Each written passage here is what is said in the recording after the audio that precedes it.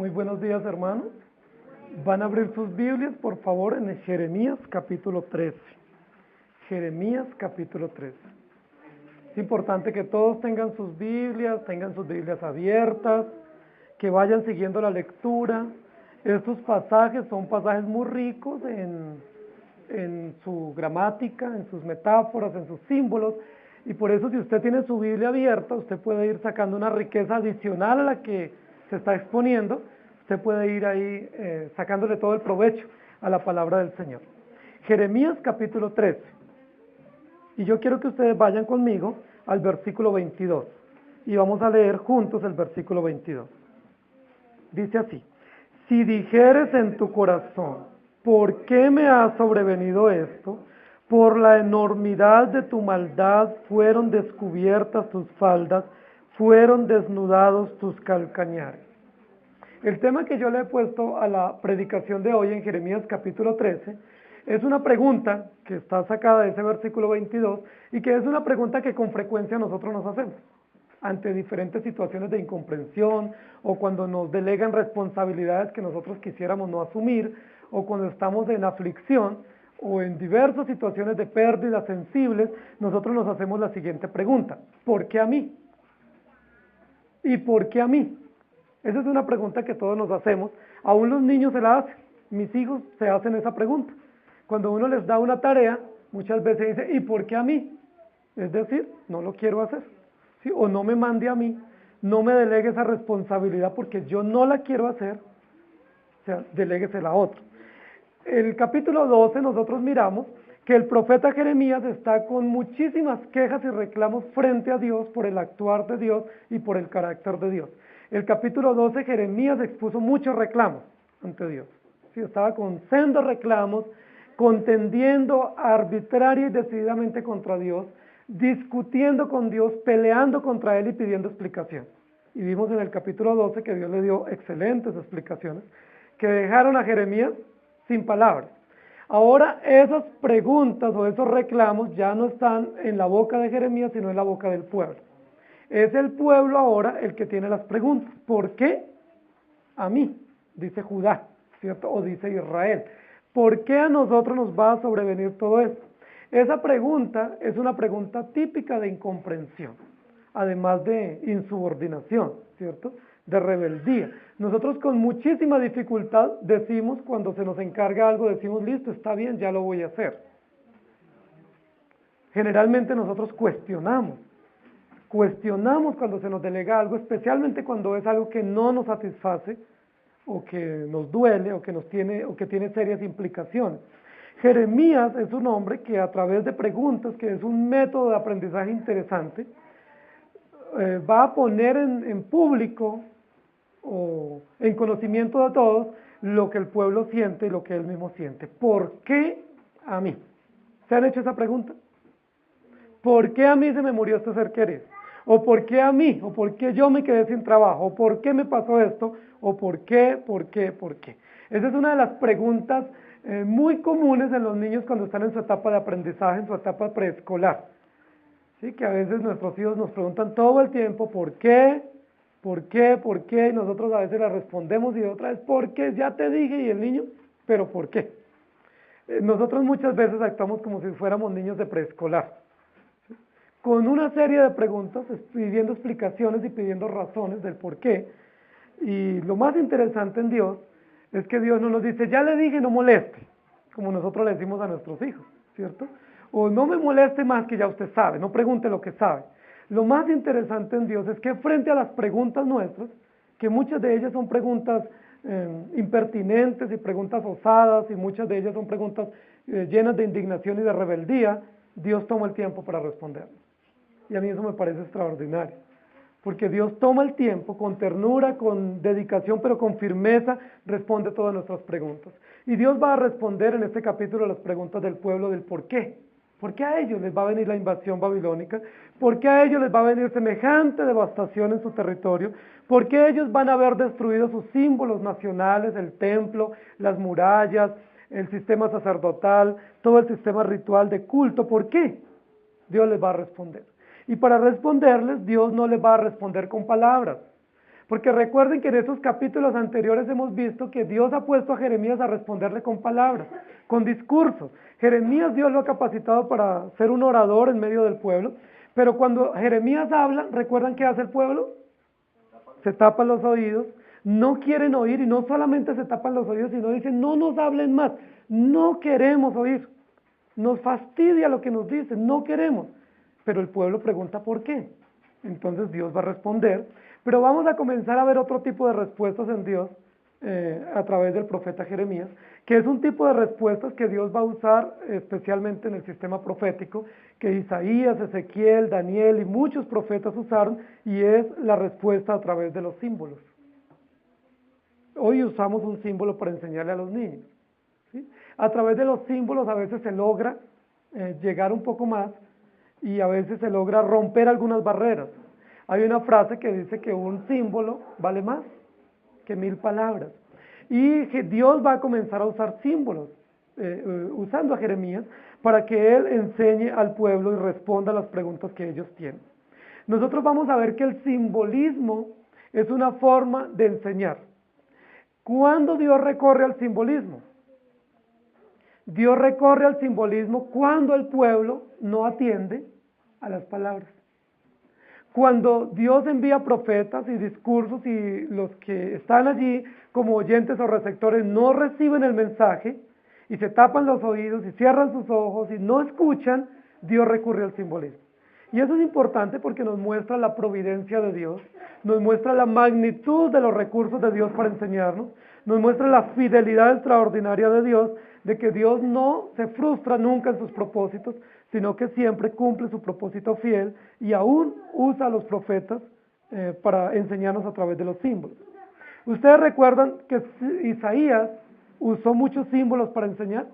Hay un símbolo que es muy dramático en la vida de Isaías, y es cuando Dios le dice a Isaías que camine desnudo, que se desnude y que ande desnudo por las calles de Jerusalén durante un tiempo. Y ese es un símbolo muy dramático. Y Dios le dice a Isaías, así como mi profeta va a andar desnudo y va a sentir toda la vergüenza y el oprobio y las miradas de él estando desnudo, así el pueblo de Judá y de Israel van a estar desnudo porque los imperios los van a desnudar y a expropiar y a dejarlos pues sin nada. Ezequiel también usó símbolos. Ezequiel usó un símbolo de una tabla de arcilla escribiendo y haciendo pública una información para dar a entender al pueblo lo que iba a acontecer.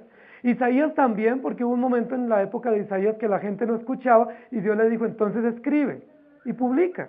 Si no quieren oír, entonces que lean y que vean.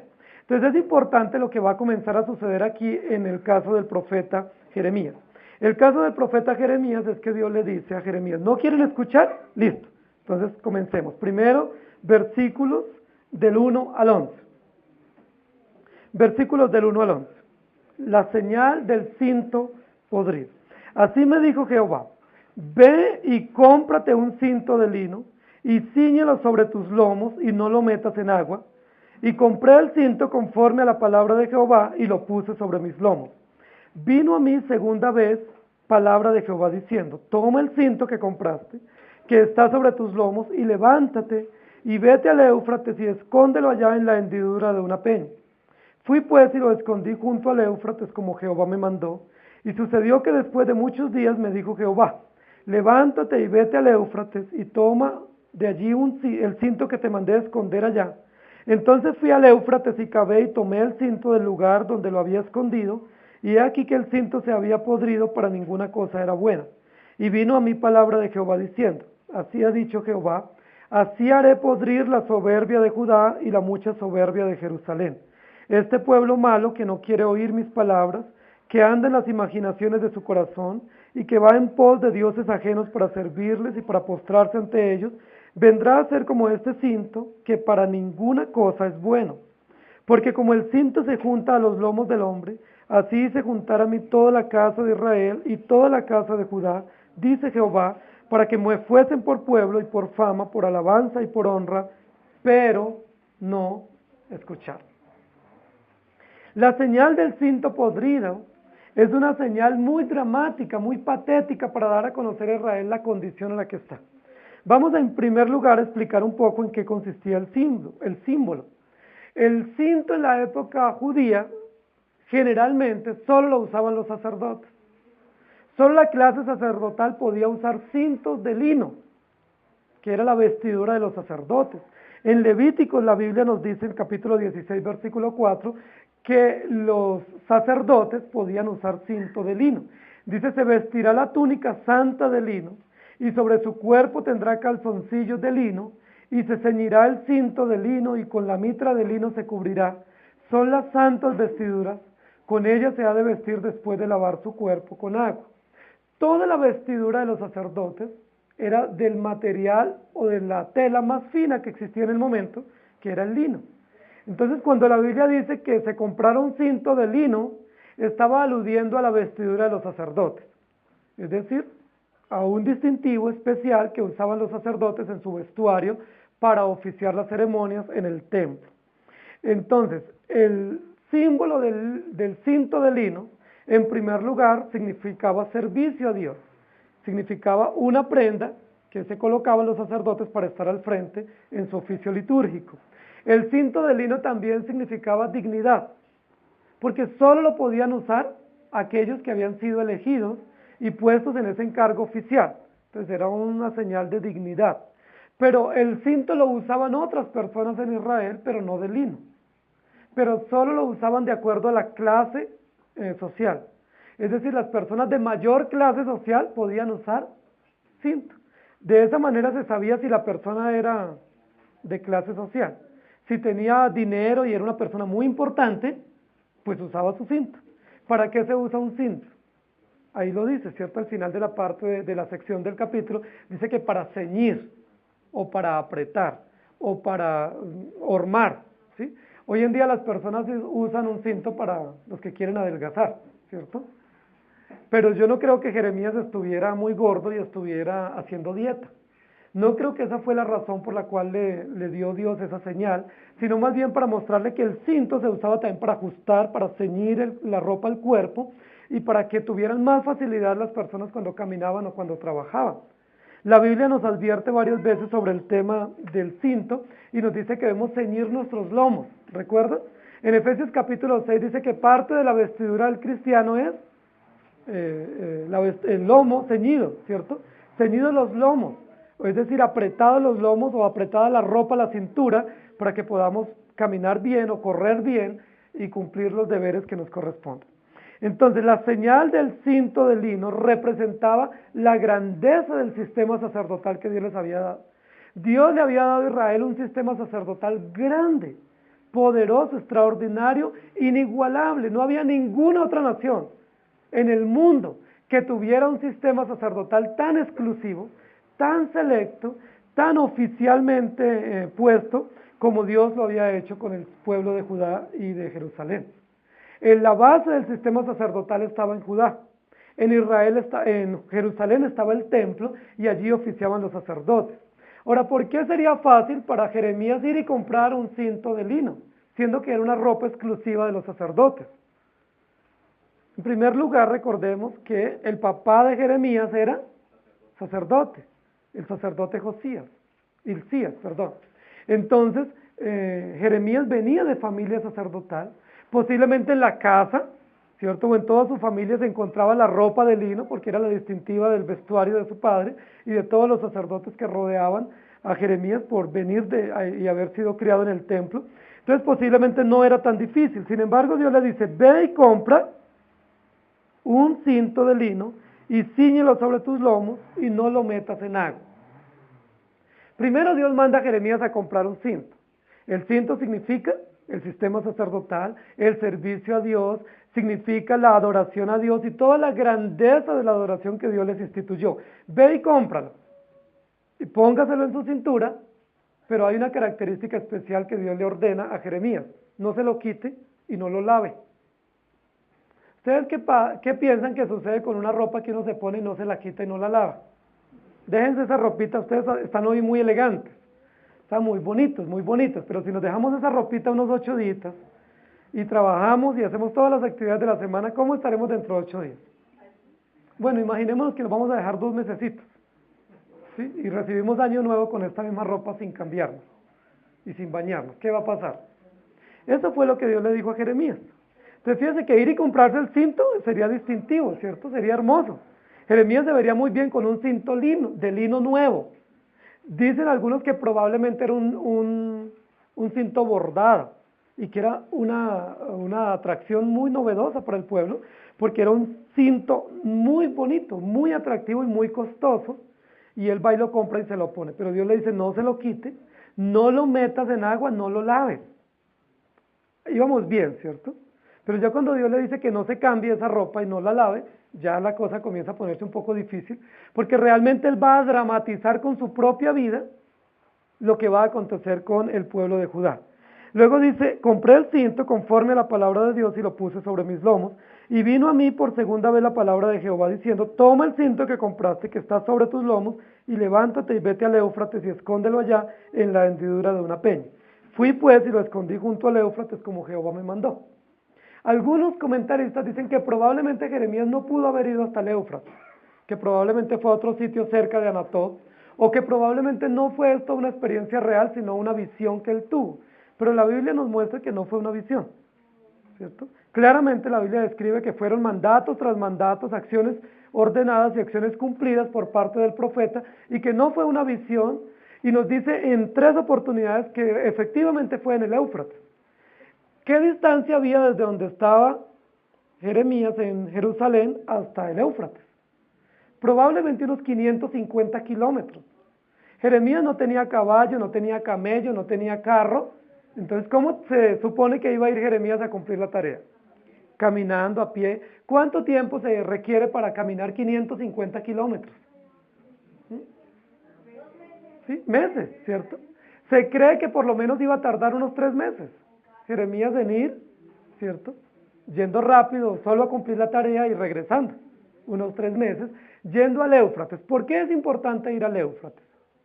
En primer lugar, porque hacia el Éufrates o hacia la dirección del Éufrates es donde está el imperio dominante, ¿cierto? El imperio babilónico, que es el imperio que va a venir a invadirlos. Entonces, cuando Dios le dice, después de tener ese cinto muy sucio, ya no era elegante, ya no era bonito y atractivo, sino un cinto sucio, oliendo a feo, Dios le dice, váyase hasta el Éufrates y búscase una hendidura a la orilla del río y entiérrelo allá. ¿Por qué Dios lo manda al Éufrates? Porque Dios le está simbólicamente enseñando al pueblo de Israel que la invasión viene de parte de Babilonia, de parte del norte, y que ellos tendrán que ser llevados cautivos hacia allá. La Biblia dice que Jeremías efectivamente cumplió la orden. Dice, y sucedió que después de muchos días dijo Jehová, levántate y vete al Éufrates y toma de allí el cinto que te mandé esconder allá. Entonces fui al Éufrates y cavé y tomé el cinto del lugar donde se había escondido, y he aquí que el cinto se había podrido y para ninguna cosa era bueno. Se esperaba, ¿cierto? El cinto estaba sucio, lleno de sudor, de mugre, lleno de malos olores, y además de eso está enterrado en una peña, y después de meses, cuando se le ordena ir a sacarlo, ese cinto no sirve para nada, está totalmente deshecho, está totalmente podrido. Queridos hermanos, ese cinto que era un símbolo de dignidad, ese cinto que era un símbolo de poder, un cinto de servicio, un cinto de altura, que solo lo usaban las personas encargadas para dirigir espiritualmente al pueblo de Israel, ahora se ha convertido en basura, ¿cierto? Es una pudrición, no sirve para nada era bueno, dice el profeta.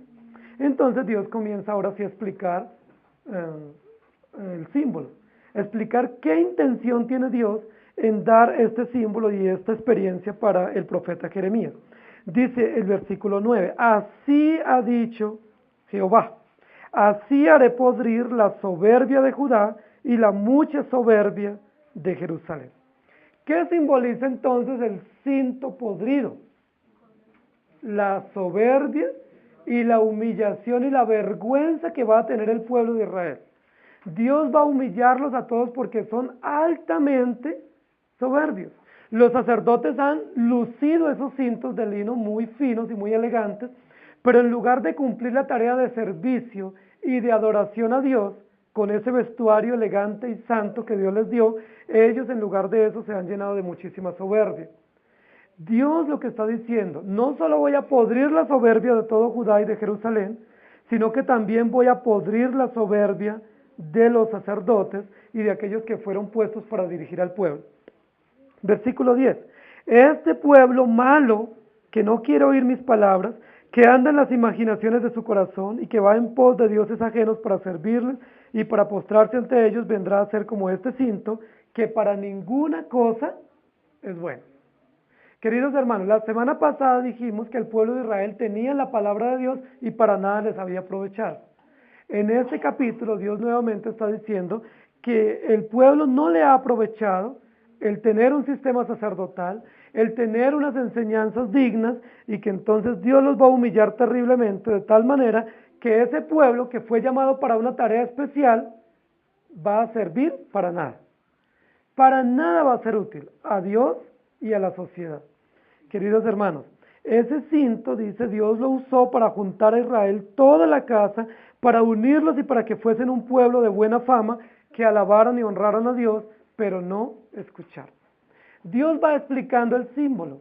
Dios dice, ese símbolo yo lo di, y yo les di, lo deben usar con dignidad, pero no lo usaron dignamente, no escucharon mi voz, se fueron tras dioses ajenos, se llenaron de imaginaciones de su propio corazón, se postraron ante esos dioses falsos, les sirvieron, les adoraron, se apartaron de mí, no fueron un pueblo unido, un pueblo que fue útil y de buen renombre para mí, sino que se desviaron y en lugar de dar buena fama, me son de mala fama, en lugar de darme alabanza y honra, me deshonran, no escuchan mi voz, entonces los voy a convertir como un cinto podrido que no sirve para nada.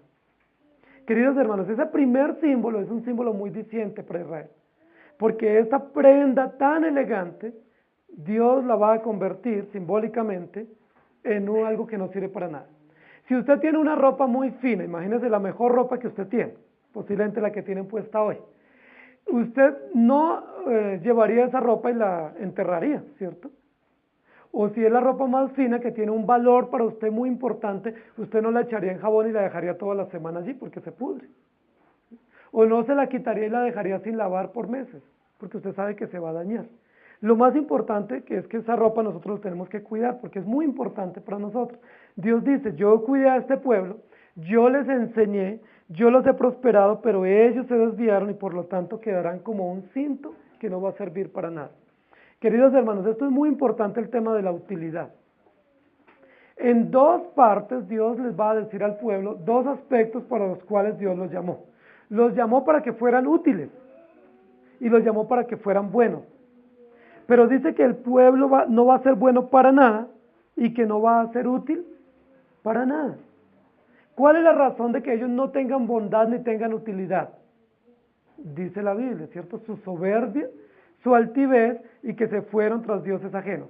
Básicamente la expresión de la altivez del pueblo se traduce en su idolatría y en su orgullo de no querer ser gobernados por Dios, sino en hacer su propia voluntad. El pueblo se pregunta, ¿y por qué a mí? Y Dios comienza a responderles, en primer lugar, por su soberbia, porque por su soberbia ustedes se han hecho inútiles, se han hecho inservibles para mí, y toda la dignidad y la gloria que debieran tener, y toda la compasión y la distinción que debieran tener con relación a los otros pueblos la han perdido, y por lo tanto ustedes no son buenos para nada, ustedes se han hecho plenamente inútiles. En segundo lugar, versículos 12 al 19, hay otra señal que es bien importante. Les dirás pues esta palabra, así ha dicho Jehová Dios de Israel, toda tinaja se llenará de vino, y ellos te dirán, ¿no sabemos que toda tinaja se llenará de vino? Entonces les dirás, así ha dicho Jehová, he aquí que yo lleno de embriaguez a todos los moradores de esta tierra, y a los reyes de la estirpe de David que se sientan sobre su trono, a los sacerdotes y profetas, y a todos los moradores de Jerusalén. Y los quebrantaré el uno contra el otro, los padres con los hijos igualmente, dice Jehová, no perdonaré ni tendré piedad ni misericordia para no destruirlos. Escuchad y oíd, no os envanezcáis, pues Jehová ha hablado. Dad gloria a Jehová vuestro Dios, antes que haga venir tinieblas, y antes que vuestros pies tropiecen en monte de oscuridad, y esperéis luz, y os la vuelva en sombra de muerte y tinieblas. Mas si no oyereis esto, en secreto llorará mi alma a causa de vuestra soberbia, y llorando amargamente se desharán mis ojos en lágrimas, porque el rebaño de Jehová fue hecho cautivo. Di al rey y a la reina, humillaos, sentaos en tierra, porque la corona de vuestra gloria ha caído de vuestras cabezas. Las ciudades del Neguev fueron cerradas y no hubo quien las abriese. Toda Judá fue transportada, llevada en cautiverio, fue toda ella. En esta segunda parte, Dios le va a dar otra señal que es enigmática para el pueblo y es la señal de las tinajas. Ya hubo una primera señal. Esa primera señal fue dada para Jeremías y para que todos los demás vieran y posiblemente preguntaran qué acontecía con el cinto y para que Jeremías comprendiera la razón principal por la cual Dios iba a humillar a Israel. ¿Cuál fue la razón principal? Su soberbia, su altivez, ¿sí? Que se habían llenado de muchísima prepotencia, arrogancia, y no eran siervos y compasivos y amorosos, sino llenos de altivez. La segunda señal no es menos enigmática y es la señal de las tinajas llenas. Dios comienza a decirle, así ha dicho Jehová, toda tinaja se llenará de vino. Deben llenar todas las tinajas que encuentren de vino. ¿Sí? Y comienza Dios a explicarles en qué consiste. Generalmente las tinajas en el pueblo judío se usaban para almacenar agua o para almacenar vino. ¿Sí? Y pues había en esa época tinajas tanto de pieles, ¿sí? De cueros de animales o de pieles de animales, como tinajas también de barro. Posiblemente estas tinajas eran de barro, porque luego va a usar la metáfora del alfarero, ¿cierto? Y de la casa del alfarero trabajando con la arcilla.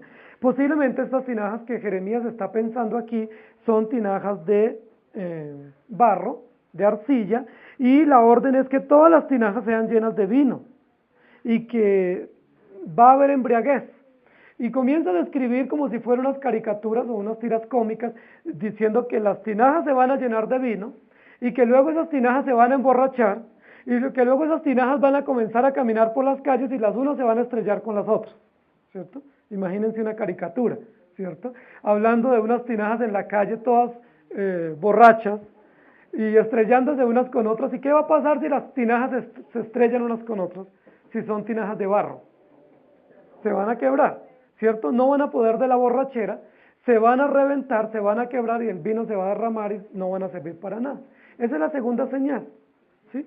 Y es una señal muy importante, muy interesante, porque nos va a hablar de los efectos del alcohol y de las implicaciones del alcohol.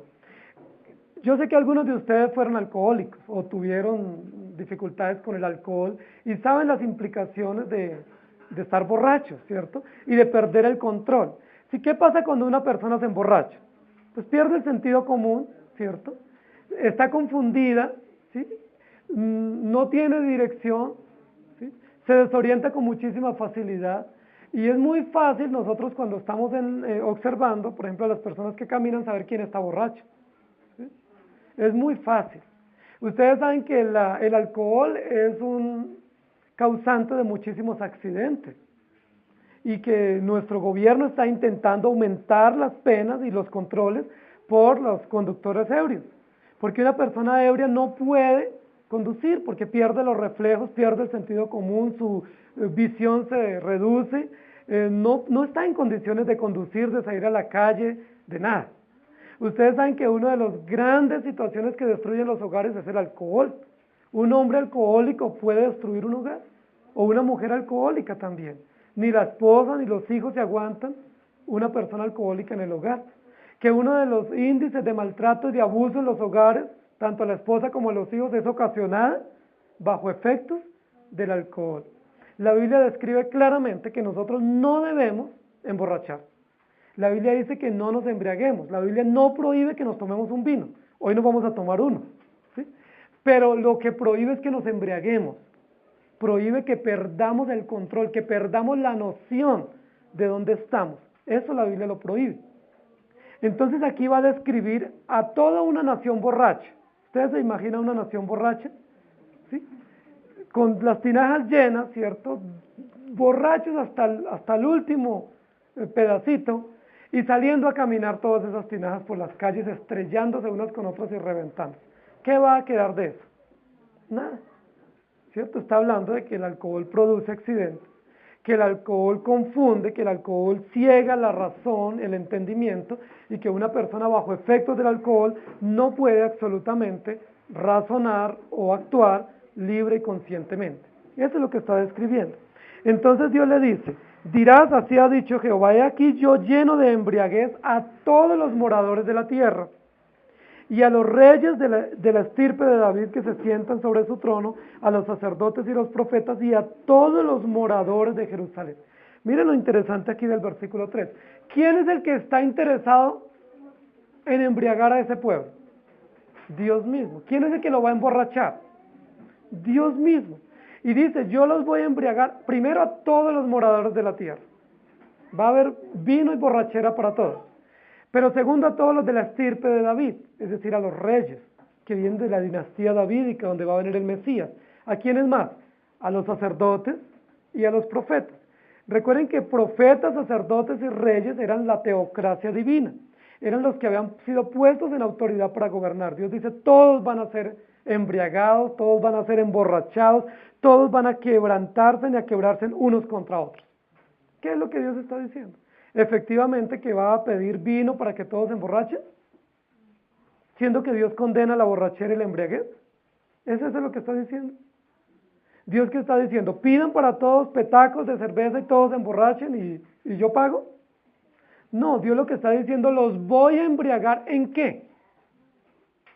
Ahí dice el texto, en su propia soberbia. Son tan soberbios y tan altivos que se van a emborrachar y van a perder el sentido y se van a quebrantar y a estrellar unos contra otros, en su propia soberbia. Porque, queridos hermanos, ¿qué soberbio soporta a otro soberbio? Si yo soy soberbio, yo no soporto a nadie más. ¿Por qué Nabucodonosor no soportaba a los demás, o Herodes, o a los reyes que han sido soberbios y mandan a matar hasta todos sus súbditos? Porque no soportan que haya otro soberbio igual a ellos. Dios lo que dice es, todo este pueblo es un pueblo lleno de soberbia. Son tan soberbios que no escuchan a Dios, son tan soberbios que se están pudriendo en su maldad, son tan soberbios que no son útiles para nada. Yo los voy a destruir, pero los voy a destruir embriagándolos en su propia soberbia. ¿Sí? Los voy a hacer que todos se emborrachen en su maldad, en su altivez, en su arrogancia, y que se estrellen unos contra otros y no se soporten unos contra otros, y de tal manera que yo los voy a quebrantar. Dice el versículo 14, los padres con los hijos igualmente, dice Jehová. Es decir, que va a haber un derroche de arrogancia y de altivez como nunca se había visto, a tal punto que serán destruidos como si fueran tinajas de barro. Queridos hermanos, el pueblo de Israel efectivamente era soberbio. ¿En qué se fundamentaba básicamente la soberbia de Israel? En que ellos se creían exclusivos, se creían la única nación. Ellos creían que como tenían un sistema sacerdotal y tenían un sistema monárquico del cual iba a venir Jesús, que a ellos no les iba a pasar absolutamente nada. Ellos se sentían orgullosos de su linaje, orgullosos de su sistema sacerdotal, de sus leyes, y ellos decían, nada nos va a pasar mal. Pero Dios, que conoce el corazón, sabe y describe que en medio de su apariencia de piedad y de su apariencia de nobleza y de religiosidad, en el fondo de su corazón, ¿qué había? Soberbia, ¿cierto? Altivez que no podía con ellos, arrogancia que no podía con ellos, y Dios dice, los voy a destruir, los voy a quebrantar, los voy a emborrachar, embriagar, para que se destruyan unos contra otros y se quebranten. El versículo 15 dice, escuchad y oíd, no os envanezcáis, pues Jehová ha hablado. Recuerden que ya hemos mencionado una y otra vez en qué consiste el envanecimiento. En volverse vano, es decir, en perder la utilidad, en no tener peso. ¿Y qué es lo que produce el alcohol? Envanecimiento. Una persona borracha se vuelve vana en lo que piensa, en lo que dice. Tanto así que cuando habla un borracho, ¿qué le dicen los otros? No le ponga cuidado, está borracho. No le haga caso, está borracho. ¿Qué es lo que estamos diciendo? Esa persona puede hablar mucho, pero está borracha. O sea, no está en su sentido cabal, no está sobria, lo que dice no hay que ponerle cuidado, está desfasada, está delirando, está diciendo cosas fuera de sentido. Dios lo que está diciendo es eso, no se envanezcan, porque la soberbia envanece, el licor envanece. Dice, dad gloria a Jehová Dios vuestro, antes que haga venir tinieblas y antes que vuestros pies tropiecen en monte de oscuridad y esperéis luz y esa se vuelva en sombra de muerte. Dios nuevamente comienza a mostrarles todas las consecuencias del exilio y les habla de un contraste y es el contraste entre las tinieblas y la luz. Y si ustedes en este momento están en luz, mire, a pesar de toda la soberbia y la maldad que ustedes están viviendo, aún así están en luz. Pero si ustedes no escuchan, aún hay una oportunidad más, van a ser llevados a tinieblas. ¿A qué tinieblas se está refiriendo Dios? A las tinieblas del exilio, ¿cierto? A las tinieblas de la deportación babilónica, donde va a haber oscuridad, confusión como nunca la había habido. Por eso Dios usa la metáfora del vino y de la borrachera, porque cuando la persona está embriagada está confusa, no sabe para dónde va. Hay que llevarlo, hay que dirigirlo, hay que detenerlo posiblemente mientras le pasa el efecto del alcohol, para que luego sí sepa para dónde va. Dios lo que les está diciendo es, si ustedes no se humillan delante mío, y si ustedes no reconocen que están obrando mal y se apartan de sus ídolos, y se apartan de su mal corazón, va a venir tinieblas, y no solo tinieblas, sino sombra de muerte y tinieblas. Esa expresión sombra de muerte se repite en el Salmo 23. ¿Sí la recuerdan? Aunque ande en valle de sombra de muerte, no temeré mal alguno porque tú, el Señor, estarás conmigo. Miren, hermanos, nuevamente, de las cosas extraordinarias de la compasión de Dios es lo siguiente. El pueblo está a punto de ser destruido. Dios les ha advertido por muchos años que los va a destruir. Es inminente, ya simbólicamente se escuchan las tropas llegando y acercándose a Jerusalén para sitiarla. Y Dios toma su tiempo para decirles, aún hay una oportunidad más. Aún hay una oportunidad más para que se arrepientan. Ustedes son soberbios, ustedes son altaneros, ustedes son como un cinto que no sirve para nada, podridos en su maldad, podridos en su soberbia, en su altivez, en su arrogancia, llenos de maldad y de arrogancia, pero si se humillan, aún hay oportunidad. Y eso es muy interesante porque eso nos muestra la gracia y la bondad del Señor. Eso nos muestra que Dios es compasivo, que Dios siendo implacable en su juicio, pues su juicio no es destructivo para su pueblo, sino que es restaurador. Por eso esa frase que se repite acá, que viene del Salmo 23, dice, y os la vuelva en sombra de muerte y tiniebla, nos llama muchísimo la atención. Porque esa frase es una frase de esperanza. Porque dice, no dice que esa luz la vuelva en muerte, sino que la vuelva en sombra de muerte. Es decir, ellos van a ver la muerte de cerca, ellos van a vivir la humillación muy de cerca, pero Dios los va a prosperar porque son su pueblo y aún Dios les da una oportunidad. El versículo 18 dice, humillaos, sentaos en tierra, porque la corona de vuestra gloria ha caído de vuestras cabezas. Miren, queridos hermanos, hay un pueblo rebelde, hay una sentencia contra ellos, hay una amenaza que viene de parte de los babilonios que los van a invadir, hay unas señales dramáticas, simbólicas para evidenciar la realidad y la inminencia del castigo, pero Dios como que dice un momento, aún hay oportunidad. ¿No les parece eso maravilloso, hermanos? ¿No les parece que Dios pudiendo destruirlos de manera inmediata y acabar con todo o con todos, Dios aún dice, un momento, hay una oportunidad, humíllense por favor, arrepiéntanse por favor, siéntense en el piso, que era una señal de humillación, sentarse en ceniza y vestirse de ropas de luto, aún hay oportunidad, háganlo por favor, humíllense. Y el versículo 14 dice, no tendré piedad ni misericordia para no destruirlos. Dice Jehová, no perdonaré ni tendré piedad ni misericordia para no destruirlos. Queridos hermanos, el pueblo de Israel aún tiene otra oportunidad. Y uno se pregunta, pero ¿cuántas oportunidades Dios le ha dado al pueblo de Israel? ¿Desde cuándo Dios le está dando oportunidades? ¿Desde cuándo Dios les dice, les voy a derramar mi ira y voy a destruir todo hombre, toda mujer, porque son malos? ¿Recuerdan Génesis? En Génesis, cuando el diluvio, en la época del diluvio, Dios dice, la maldad es tal que voy a destruir todo hombre. Sin embargo, Dios preservó una familia. Luego, después del diluvio, en la Torre de Babel dice, el designio del corazón del hombre es solamente de continuo el mal. No lo soporto. Sin embargo, ya han pasado muchísimos años. Hasta aquí el momento del profeta, han pasado más o menos unos 3.400 años. Y Dios está diciendo, son malos, los voy a destruir, pero les voy a dar una oportunidad. Cuando uno mira eso hacia afuera, uno dice, no es justo eso. No es justo que se les dé tantas oportunidades si son malos, que los castiguen, que caiga todo el peso de la ley sobre ellos, cuando uno mira hacia afuera. ¿Estamos de acuerdo? Pero cuando miramos hacia nosotros y nos damos cuenta que ese culpable soy yo, ¿cómo pienso?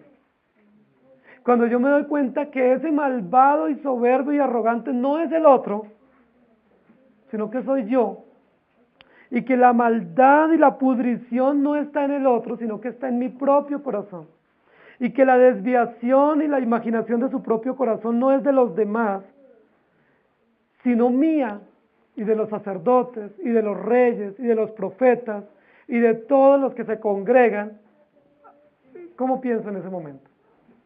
Señor, gracias por darme otra oportunidad. Y si necesitara otra, ¿me la darías? Gracias por tener misericordia de mí. Gracias porque mereciendo justamente el castigo, tú me das una oportunidad más, porque yo soy malo y soy vano, es decir, inútil, pero aún así Dios me preserva. La pregunta del profeta y del pueblo se está resolviendo. ¿Por qué a mí? Dios les está diciendo, porque ustedes son soberbios y en segundo lugar, porque ustedes son malos. Son malos. Cuando Dios habla de la maldad, no habla de que los impíos son malos. Cuando Dios habla de la maldad, dice que el ser humano es malo. Es decir, ustedes y yo somos malos, pero Dios da una oportunidad. Humillaos aún sobre el piso, pónganse sobre la tierra antes de que sean llevados al cautiverio. La pregunta es, ¿el pueblo aprovechó esa otra oportunidad que Dios les dio?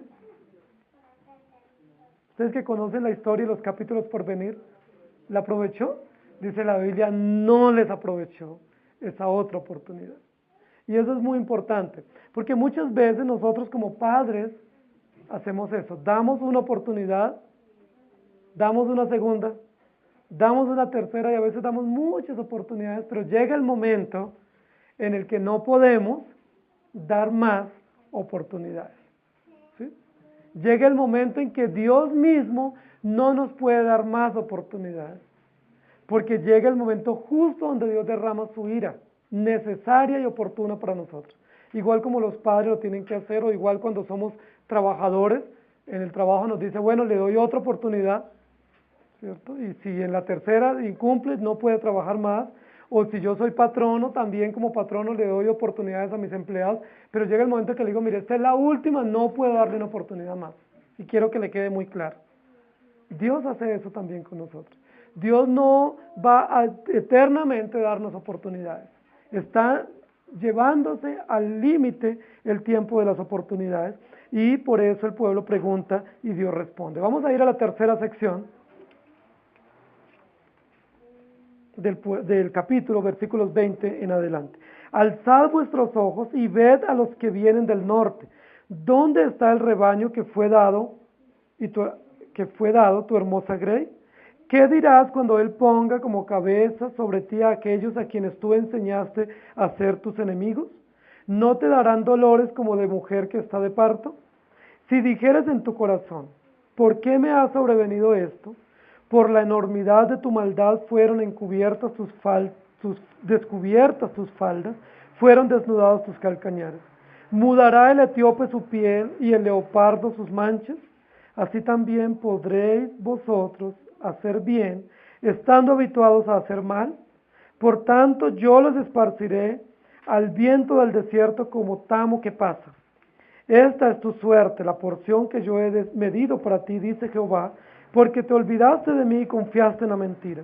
Yo pues descubriré también tus faldas delante de tu rostro, y se manifestará tu ignominia.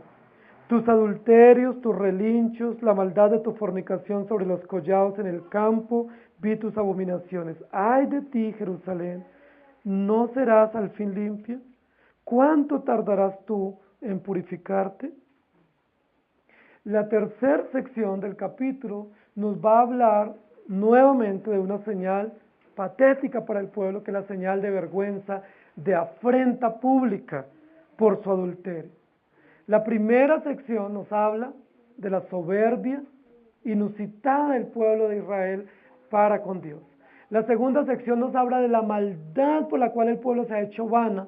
Y no solo su soberbia es evidente al pueblo, sino que cuando Dios va y descubre el corazón del pueblo es totalmente malo, está podrido totalmente su corazón. La tercera sección nos va a hablar de cómo Dios va a tratar a su pueblo soberbio y a su pueblo lleno de maldad. ¿Qué es lo que Dios va a hacer? Y comienza a describir, y va a usar una metáfora que es interesante en la Biblia, y es la metáfora de una mujer que ha sido descubierta en adulterio, o que es una mujer o que ha sido violada en la calle. Y dice la Biblia que esta mujer que ha sido descubierta en adulterio, que ha sido violada, va a ser sacada a la calle, va a ser puesta en la calle, y no solo ha sufrido la vergüenza de la violación o del adulterio y ser expuesta en público, que todo el mundo sepa que es una adúltera o que es una mujer violada, sino que además de eso va a ser puesta en la calle y se le va a quitar su vestido o su ropa, ¿cierto? ¿Ustedes cómo se imaginan la vergüenza de esa pobre mujer? Y además del dolor, si fue violada, o si es una mujer adúltera, del dolor y la vergüenza de que todo el mundo sepa que es una mujer adúltera, que además de eso la desnuden en la calle, todo el mundo la mire y posiblemente digan cosas feísimas sobre ella y posiblemente terminen apedreándola. Recuerden que la sentencia judía o de la ley judía para las mujeres y hombres adúlteros era el apedreamiento. La Biblia dice en la ley que si un hombre o una mujer eran descubiertos siendo adúlteros, debían ser llevados a la plaza pública y apedreados a la vista de toda la ciudad. Esa era la sentencia. Y por eso cuando esta mujer en el Nuevo Testamento fue descubierta en adulterio, dice la Biblia que la trajeron y los hombres pidieron a Jesús pues que hiciera cumplir la ley de Moisés, y cada uno traía una piedra para comenzar a cumplir pues estrictamente la sentencia que esta mujer realmente merecía. Recuerden que esta mujer no fue apedreada porque Dios en su infinita misericordia no fue que violara la ley de Moisés, sino que dijo, listo, el que esté libre de pecado, el que no sea adúltero igual que ella, comience pues a aplicar la sentencia justa para ella. Y esa fue la razón por la cual ella fue salva, y la Biblia dice que Dios le perdonó. En este caso, la descripción del versículo 20 en adelante es la de una mujer que está en esa situación y que merece justamente el apedreamiento, pero luego dice que va a ser puesta en la calle y va a ser expuesta, y que se le levanta la falda y que va a ser desnudada sus pies, su cuerpo, y que va a ser expuesta ante el mundo y ante la ciudad. ¿Qué piensan que va a sentir esa mujer? Piensen que esa mujer es usted, o ese hombre es usted, ¿sí? Que va a ser puesto para ser sentenciado públicamente, y que esa sentencia implica que además de toda la vergüenza por los crímenes expuestos en público, pues se nos quita la ropa. La ropa en la Biblia es una señal de dignidad. ¿Sí? Nosotros nos ponemos ropa porque la ropa es una señal de dignidad. ¿Recuerdan que Adán y Eva, después del pecado, dice que se dieron cuenta que estaban desnudos? Y ellos se hicieron delantales de hojas de higuera, pero no fueron suficientes, aún así seguían desnudos. Dios los seguía viendo desnudos. ¿Qué hizo Dios para cubrirles? Dice que hizo vestidos de pieles de animales, Mató animales, sacrificó animales, les hizo vestidos y los cubrió, porque la ropa significa dignidad. Por eso nosotros nos debemos vestir bien, porque la ropa significa que somos dignos, que tenemos dignidad, y que nosotros no solo tenemos dignidad frente a Dios, sino que necesitamos y merecemos dignidad frente a otros. Una persona mal vestida es objeto de todas las miradas y de muchas cosas y palabras feas y miradas feas y conversaciones muy dañinas para esa persona, porque todas las personas cuando ven a una persona mal vestida, ¿qué dicen? Sí, es una persona cualquiera, es una persona que no tiene respeto, no tiene pudor, que no se cuida, que no tiene dignidad. Sí, perdió la vergüenza, decimos. Queridos hermanos, hoy en día estamos llegando a esos límites. Ustedes saben que en muchísimos lugares del mundo, especialmente donde hay litorales, se están poniendo de moda las playas nudistas, y bares nudistas, y hoteles nudistas, donde la gente va sin ropa, pues a hacer lo que quiera. ¿Por qué? Porque la gente ya perdió la vergüenza, porque la gente no tiene pudor de sí mismo, mucho menos de Dios, ni respeto a otros. Pero nosotros que somos hijos de Dios tenemos que comprender que el vestuario o la ropa significa dignidad. Dios nos ha hecho dignos. Y como seres humanos tenemos dignidad. Y por eso nos vestimos, y nos vestimos bien. No solo cuando venimos el domingo, sino siempre.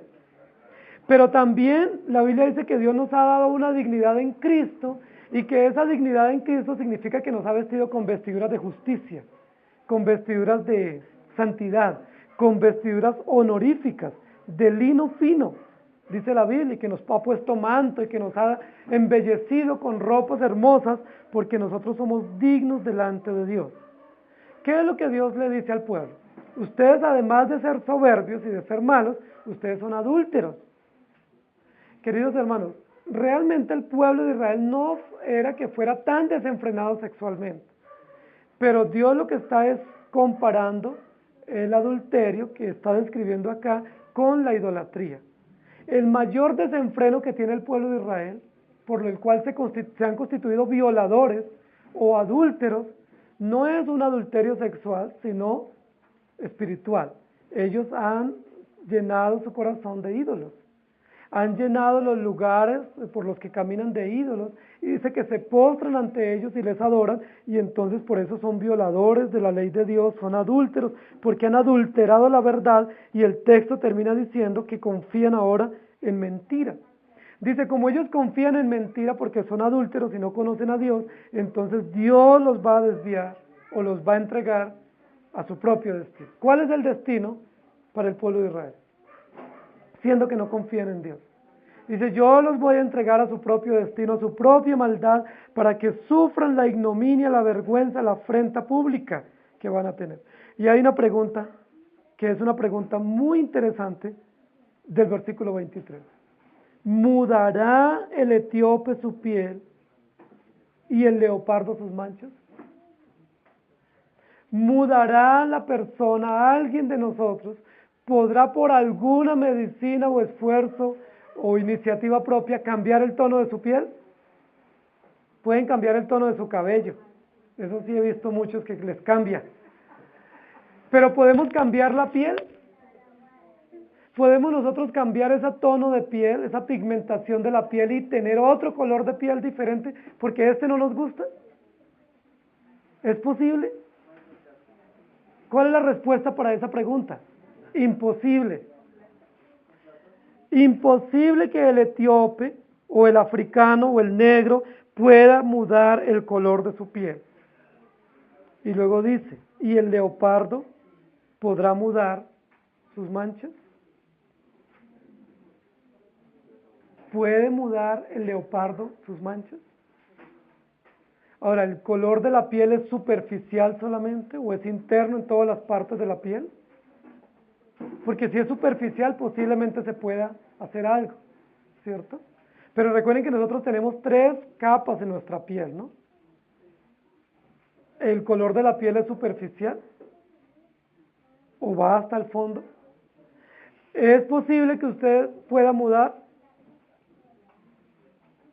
¿Es posible que la persona pueda mudar lo que ya Dios hizo de esa persona? Y miren que aquí nos pone en situaciones muy importantes de la actualidad.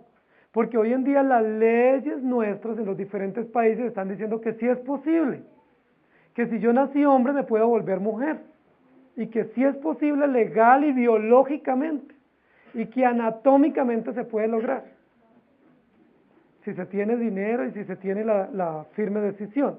La pregunta es, ¿realmente es posible?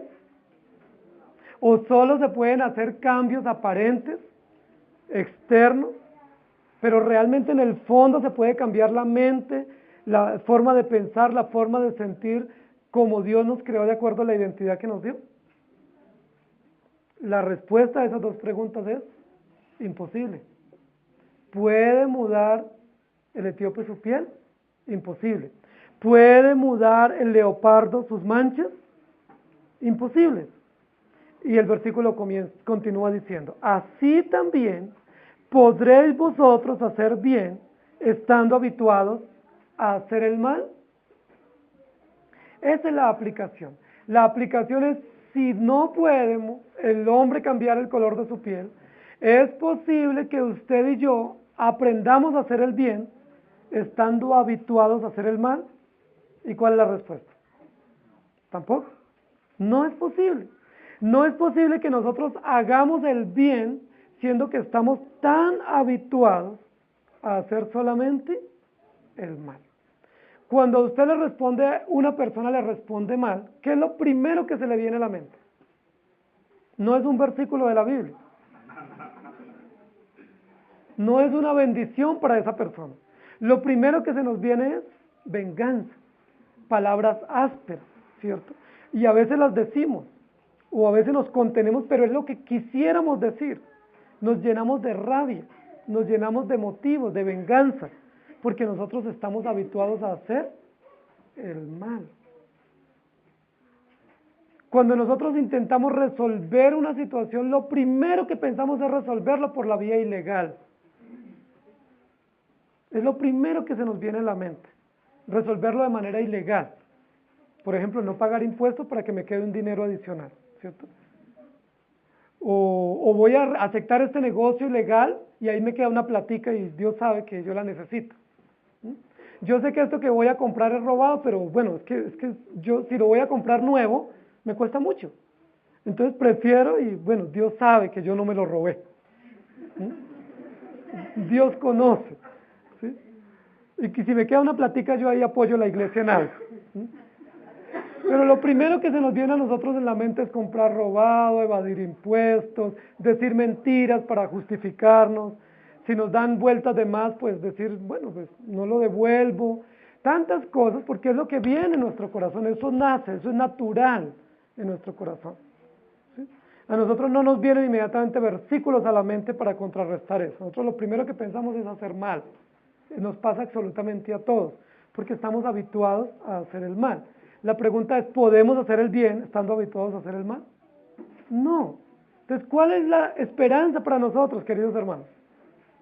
¿Cuál es nuestra única esperanza si ustedes, yo, nuestros hijos están habituados a hacer el mal? ¿Por qué les decimos que se porten bien siendo que ellos no pueden? ¿Cuál es nuestra única esperanza? El Evangelio, no hay otra esperanza. Porque ustedes y yo estamos habituados a hacer el mal.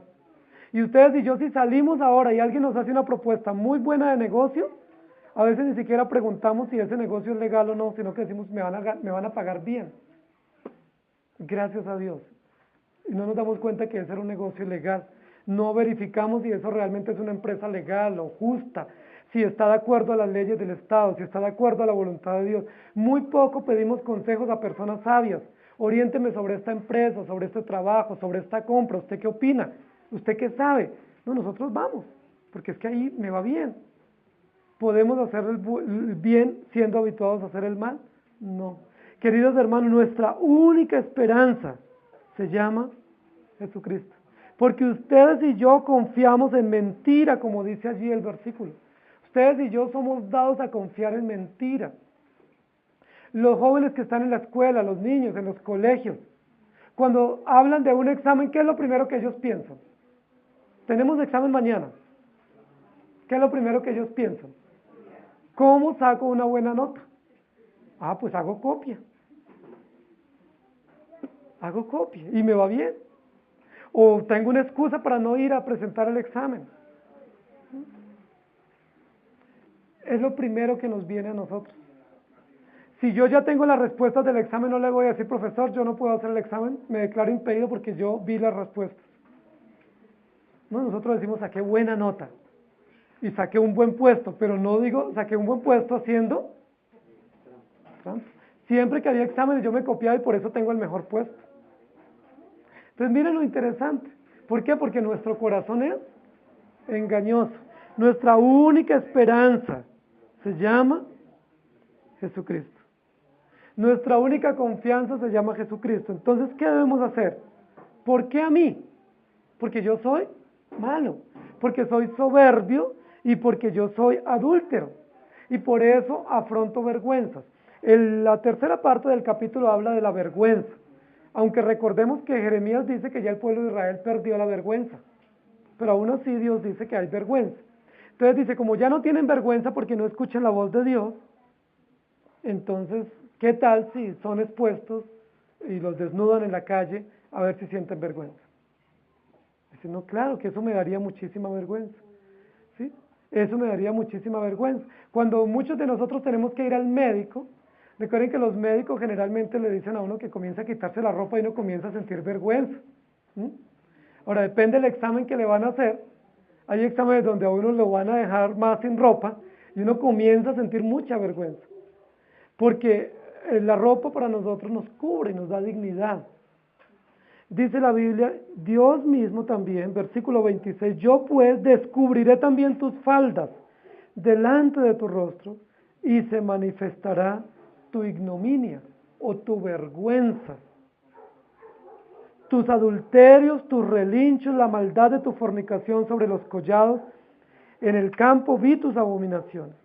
Y hay un lamento, recordemos que Jeremías es el profeta de los lamentos. ¡Ay de ti, Jerusalén! ¿No serás al fin limpia? ¿Cuánto tardarás tú en purificarte? Y las preguntas de cierre del profeta Jeremías son preguntas muy interesantes, casi preguntas un poco existenciales para el pueblo y para la nación. ¿Hasta cuándo seguirás así? ¿Cuándo serás limpia de tu maldad? Son preguntas que tienen que ver con la existencia de la nación. ¿No serás al fin limpia? ¿Y cuál es la respuesta para esa pregunta? ¿Será que Judá al fin será limpia?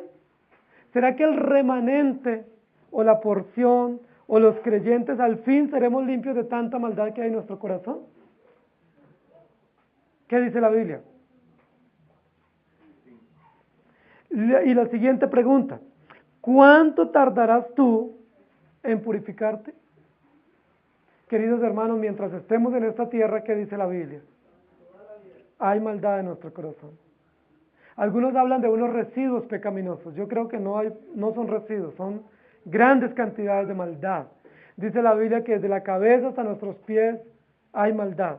Sí, que desde la cabeza a nuestros pies somos podrida llaga y que solo hay esperanza para nosotros en Jesucristo. Que no nos confiemos de nosotros ni de los demás, porque somos malos, perversos, adúlteros. Entonces, ante la pregunta, ¿por qué a mí? La respuesta es, porque somos malos. ¿Por qué me pasan a mí esas cosas? ¿Por qué no me veo mejor? Porque yo soy malo. Y porque yo hago negocios ilícitos, y porque yo obro mal, y porque yo me comporto mal, y porque mi corazón está lleno de maldad, de soberbia, de altivez, y yo no puedo por mí mismo cambiar. Ahora, esa imposibilidad de cambiar por mí mismo es importante. Porque, en primer lugar, eso nos humilla, que era el problema principal de Israel, su soberbia. Y la soberbia significa que yo soy capaz de hacer todo. Uno se vuelve más soberbio cuando uno sabe que no todo lo puede.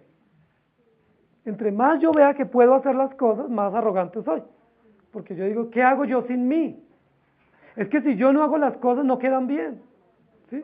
Es que mire, eso quedó mal porque es que usted no, yo tenía que hacerlo. Y eso me hace más soberbio. Pero cuando Dios nos dice que es imposible mudar por nosotros, esa es una buena razón para humillarnos. Y esa es una muy buena razón para mostrar nuestra incapacidad. Somos totalmente inútiles para Dios. ¿Quién es de utilidad para Dios? Nadie. somos totalmente inútiles porque somos pecadores. Entonces, ¿de dónde viene nuestra utilidad? De Dios, que por su infinita gracia no nos destruye, que por su infinita gracia nos da otra oportunidad y por su infinita bondad, a pesar de que trae el juicio y la vergüenza y nos lleva y los llevó a ellos cautivos al Éufrates o a Babilonia, aún así, al fin los limpió y los purificó. Queridos hermanos, hay esperanza para nosotros que estamos luchando con pecados. Hay esperanza para nuestros hijos rebeldes que una y otra vez caen en sus propias rebeldías y que nosotros a veces decimos, ¿qué hago con este hijo o con esta hija? Hay esperanza porque al fin Dios los purificará por su infinita gracia y a pesar de que afrontemos toda la exposición y la vergüenza, Dios nos limpia y tiene misericordia de nosotros. El versículo lo perdí. Los versículos finales, versículo 25 dice, esta es tu suerte, la porción que yo he medido para ti, dice Jehová, porque te olvidaste de mí y confiaste en la mentira. ¿Cuál es la porción que nos corresponde? En este momento histórico para Israel, juicio, pero no destructivo, sino correctivo para traerlos al camino, para traerlos a la esperanza. Yo quiero terminar leyendo algunos versículos, 2 Corintios 5, 17. De modo que si alguno está en Cristo, nueva criatura es, las cosas viejas pasaron, he aquí todas estas son hechas nuevas. Aunque nosotros estemos en una sociedad pecaminosa que avala el pecado y en medio de gobiernos injustos y corruptos y embriagados por su maldad, en medio de todo eso, Dios nos ha llamado para ser nuevas criaturas. Y a pesar de que estemos llenos de maldad nosotros mismos, hay esperanza en Cristo Jesús para nosotros. En Lucas capítulo 12, versículo 35 dice, estén ceñidos vuestros lomos y vuestras lámparas encendidas, recordando la utilidad del cinto, que es para ceñir y para afirmar y para dar vigor y para darnos facilidad para caminar. Y luego en Efesios capítulo 2, versículo 10, dice, porque somos hechura suya, creados en Cristo Jesús para buenas obras, las cuales Dios preparó de antemano para que anduviésemos en ellas. Queridos hermanos, la esperanza para usted y para mí está únicamente en Jesucristo. Usted no puede hacer nada para cambiar. Ahora, eso no significa que se resigne a vivir de esa manera y que salga diciendo, bueno, pues yo no voy a seguir haciendo nada más, yo voy a seguir portando mal porque es que yo aprendí que por más que me esfuerce no hago nada. No, la Biblia dice, esfuérzate y sé valiente. La Biblia dice, esfuérzate y dedícate y vigila y lucha por vivir una vida limpia. Usted y yo tenemos que ser muy esforzados en el camino del Señor, diligentes, dice, portados varonilmente, esforzados, puestos los ojos en Jesús, apártense del mal, odien el mal, busquen la luz y síganla. Pero aunque hagamos eso, por la gracia de Dios, sabemos que no podemos producir cambios, ni hacer que esos cambios perduren, sino que esos cambios y esa perseverancia la produce el Señor en nosotros. Inclinen su rostro, por favor, y oren. Señor Jesús, muchas veces nosotros nos preguntamos, ¿por qué a mí o por qué a nosotros? Ante situaciones incomprensibles, ante situaciones de dolor, ante situaciones duras, nosotros nos preguntamos, ¿por qué a mí? Gracias por darnos la respuesta. Gracias por decirnos que todo eso que nos viene porque tú eres justo y porque nosotros somos pecadores. Gracias, Señor, porque cuando yo pregunto por qué a mí, lo que estoy es cuestionándote a ti y diciendo que no merezco que me pase eso. Pero gracias por recordarme que soy pecador. Gracias por recordarme a mí y a mis hermanos y recordarnos a todos hoy que todo lo que nos pasa, la vergüenza, el sufrimiento, las exposiciones, la inutilidad, es porque somos pecadores. Es porque no nos arrepentimos de nuestra maldad. Es porque somos profundamente soberbios. Tenemos un ego, una soberbia que no podemos con ella. Tenemos una altivez tan grande que vemos a los demás por debajo. Señor, ten misericordia de nosotros. Gracias porque aún en este capítulo, donde tú describes la soberbia y la pudrición del pueblo y la borrachera del pueblo en su altivez, también nos muestras tu misericordia. Y nos dices que la porción para el pueblo es un juicio, pero que al fin tú lo limpiarás y al fin tú no lo destruirás. Muchísimas gracias. Señor, porque si ese juicio fuera para otros, no me importa si los destruyes, porque como soy tan indolente, no me preocupa la vida de otros. Señor, pero como ese juicio es para mí y para mi familia y para la iglesia, te doy gracias por esa otra oportunidad que nos das. Porque aún así nos dices, humíllate, siéntate sobre ceniza, humíllate y arrepiéntate. Y aún si no nos arrepentimos, y aún si viene ese castigo anunciado, te damos gracias porque ese castigo es formativo, es restaurador. Gracias, Señor, por tener misericordia de nosotros, de nuestras familias.